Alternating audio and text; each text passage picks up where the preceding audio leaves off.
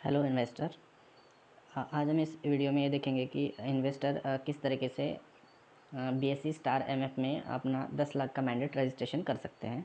हम इससे पहले भी एक प्रोसेस होता है यूसीसी जनरेशन का। यूसीसी जनरेशन के लिए आपको एक सिंपल मेल आता है जो आप हम हमारे साथ डिटेल शेयर करने के बाद आपको एक मेल आता है, उसको आपको एक्सेप्ट करने के बाद आपका यूसीसी हमारे पास क्रिएट हो जाता है। उसके बाद हम आपके लिए मैंडेट रजिस्ट्रेशन का एक लिंक भेजते हैं जो आपको अपने मेल से ही प्रोसेस करना होता है। तो ऑलरेडी इस क्लाइंट का ऑलरेडी एक मैंडेट रजिस्ट्रेशन है, फिर भी हम अभी एक्सपेरिमेंट के लिए फिर से एक नया मैंडेट उनको इशू करेंगे। यहाँ पे हम अपने मर्ज़ी से अमाउंट डाल सकते हैं। हमें जितने अमाउंट का मैंडेट हमको रजिस्ट्रेशन करना है उतना कर सकते हैं। एक्चुअली मैंडेट रजिस्ट्रेशन होना मतलब वो इन्वेस्टमेंट करना नहीं होता है। मैंडेट हम मैक्सिमम लिमिट का कर सकते हैं, क्योंकि हमें जब भी उसकी लिमिट बढ़ानी रहेगी तो हमें फिर नया मैंडेट रजिस्ट्रेशन करना पड़ेगा। तो बार बार वो करने से अच्छा है एक ही टाइम पे 10 लाख का मैंडेट रजिस्ट्रेशन कर लीजिए, तो कोई प्रॉब्लम नहीं है। ये यहाँ पर आपका आप जो हमारे साथ बैंक डिटेल आपकी शेयर करते हैं ऑटोमेटिक यहाँ पर आ जाता है। यहाँ पर हमारे पास 3 ऑप्शन देते हैं, तो उसमें तो हम आईएसआईपी मैंडेट का भी फ़िलहाल यूज़ नहीं करते। नेच मैंडेट में ये भी प्रोसेस हम आपको बाद में बताएंगे। सबसे पहले हम आज ई मैंडेट की बारे में वीडियो बनाएंगे। तो ये हम अगर सेव कर देते हैं तो मैंडेट रजिस्ट्रेशन डन सक्सेसफुल हमारे एंड से ये प्रोसेस होता है। बाद में इन्वेस्टर को इसका मेल पर लिंक जाता है, ठीक है। अब जब ये मेल पर उनको लिंक पहुंचता है तो उनको वहाँ से प्रोसेस करना होता है। वो किस तरह से प्रोसेस रहेगा ये हम आपको इस वीडियो में बताएंगे, क्योंकि बहुत बार क्या होता है ना कि हर इन्वेस्टर को कॉल करके वो चीज़ें समझाना पॉसिबल नहीं होता है। तो एक बार वो इस वीडियो को देख के उसको किस तरीके से प्रोसेस करना है ये समझ सकते हैं।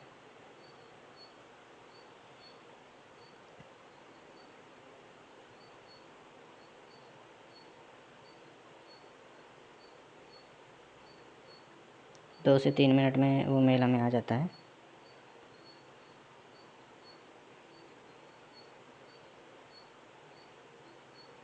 ये देखिए बीएसई स्टार एमएफ से ये मेल आ गई है। यहाँ पर देखेंगे आप 10 लाख का अमाउंट यहाँ दिख जाता है और जिस भी डिस्ट्रीब्यूटर के द्वारा आपको इनिशिएट किया जाता है उनका नाम आता है। यहाँ हम ई मैंडेट रजिस्ट्रेशन पे क्लिक करके या लिंक है। कई बार क्या होता है कि किसी के फ़ोन में डिफ़ॉल्ट ब्राउज़र क्रोम के अलावा सेट होता है। तो अगर हम online e mandate registration authentication ये लिंक पर क्लिक करके अगर उसमें जाए और आपका डिफ़ॉल्ट ब्राउज़र अगर क्रोम नहीं है तो वो लिंक उस ब्राउज़र में काम नहीं करता। तो इन केस आपको क्या करना है कि ये जो नीचे वाला लिंक है इस पर लॉन्ग प्रेस करके कॉपी यूआरएल करना है और उसको क्रोम में जाके पेस्ट करना है। ये उनके केस में जिनका डिफ़ॉल्ट ब्राउज़र क्रोम नहीं है, ठीक है। अब ऑलरेडी हमारे पास डिफ़ॉल्ट ब्राउज़र क्रोम है तो हम इस लिंक से जाएंगे। यहाँ पर हमें पूछता है कि आपको कौन से अकाउंट से लॉगिन करना है। जैसे अगर हमारा ऑलरेडी डीगो पे अकाउंट है, ठीक है, डीगो पे अकाउंट है तो हम कंटिन्यू करेंगे, नहीं तो हम लॉगिन विद गूगल करेंगे।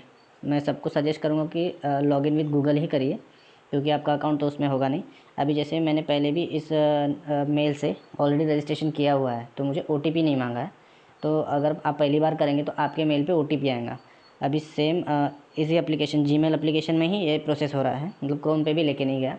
तो मैं सजेस्ट करूँगा कि आप नीचे वाले लिंक पे क्लिक करके क्रोम में जाए, ताकि जब मेल पर ओटीपी आए तो आप उसको ओटीपी देख के वहाँ पर डाल सकें। क्योंकि अगर इसी प्रोसेस से आप पीछे चले जाएंगे तो फिर आपका प्रोसेस बैक हो जाएगा। तो आप क्रोम में ही लिंक कॉपी पेस्ट करके प्रोसेस करेंगे तो ज़्यादा बेटर रहेगा। इसमें आपके पास 2 ऑप्शन होते हैं, एक होता है डेबिट कार्ड से या नेट बैंकिंग से। इसमें बैंक ऑफ इंडिया जैसी बैंक या कोई और बैंक भी होगा तो कुछ बैंक सपोर्ट नहीं करती है यहाँ डेबिट कार्ड से।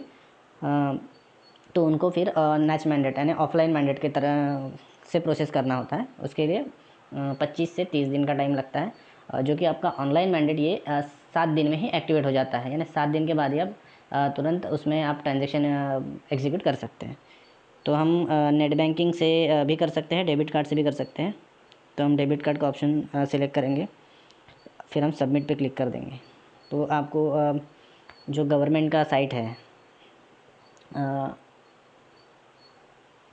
उसमें हमारा एक नेशनल क्लियरिंग सिस्टम में हमारा रजिस्ट्रेशन होता है। तो यहाँ सबसे पहले जो हमारा बैंक है, देखिए उसमें ओटीपी भी आ गया। हमारा OTP एक मैं सबको क्लियर कर दूँ कि OTP जो आता है बैंक के थ्रू या कोई भी चीज़ का OTP आता है तो उस मैसेज में लिख के आता है कि वो किस चीज़ के लिए है। क्योंकि अभी लोगों में एक मिसकंसेप्शन है कि बस किसी को OTP नहीं देना, किसी को OTP नहीं देना या फिर कोई OTP कहीं डालना नहीं। लेकिन जब आपका वो क्लियर उसमें लिख के आ रहा है कि ये किस चीज़ का OTP है, तो आप वो OTP किस चीज़ के लिए शेयर कर रहे हैं आपको ये पता है। तो अगर आप वो प्रोसेस कर रहे हैं तो आप उसमें वो चीज़ में OTP यूज़ कर सकते हैं। ठीक है, अभी जैसे यहाँ है 60514646,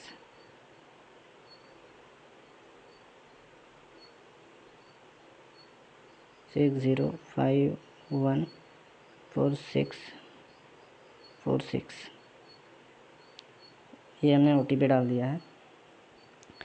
अब यहाँ हमारा जो एक्टिव डेबिट कार्ड रहता है वो एक्टिव डेबिट कार्ड हमें सेलेक्ट करना होता है। जो हमारे पहले के भी डेबिट कार्ड हमको शो होंगे लेकिन क्लोज या लॉस्ट वो जो भी हमने उसमें किया होगा प्रोसेस वो दिखेगा। जो एक्टिव डेबिट कार्ड है वो हमें दिख जाएगा, उसको कंफर्म करना है। उसमें भी हमें डिटेल डालनी है।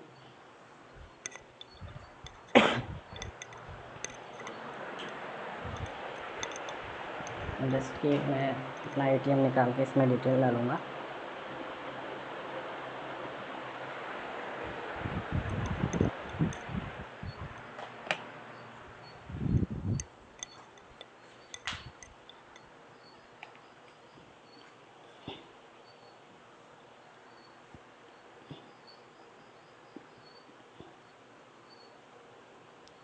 और इसमें आपका पिन डालना होता है, क्योंकि जब तक हम इसमें अपना पिन नहीं डालेंगे तो ये आप कर रहे हैं ये वेरीफाई नहीं हो सकता है।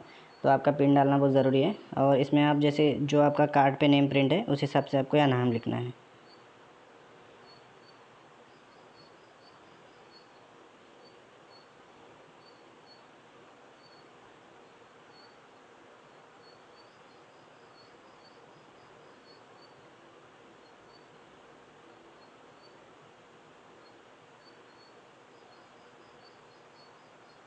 और आपको प्रोसीड कर देना है। तो यहाँ ये कार्ड वैलिडेशन इज सक्सेस बोल रहा है। अब ऑटोमेटिक स्क्रीन रिडायरेक्ट हो जाएगी। आपके सामने आ जाएगा कि म्यूचुअल फंड पेमेंट के लिए हम ये हमारा ये सबमिट कर रहे हैं। साथ ही ये किस जगह पे सेव हो रहा है वो भी इंडियन क्लियरेंस कॉरपोरेशन में। फ्रीक्वेंसी है कि जब हम इसको प्रेजेंट करेंगे। फर्स्ट कलेक्शन यानी आज की डेट का है। ठीक है, तो ये हम इसको एक्सेप्ट कर देते हैं। एक्सेप्ट करने के बाद मैंडेट ऑथराइजेशन सक्सेसफुल, बस इतनी सी प्रोसेस होती है, बाकी कुछ नहीं होता है। 10 मिनट का काम है। जैसे यहाँ पर ये रिडायरेक्ट हो जाएगा तो एक लास्ट स्क्रीन आएगा, वो भी देख लेते हैं। इसके बाद भी एक स्क्रीन आएगा।